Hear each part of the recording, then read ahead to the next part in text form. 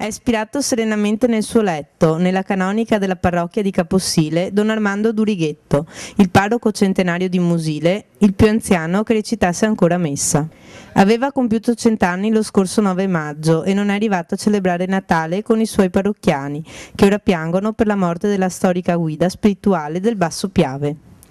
Nella chiesa di Caposile l'ultimo saluto a Monsignor Durighetto.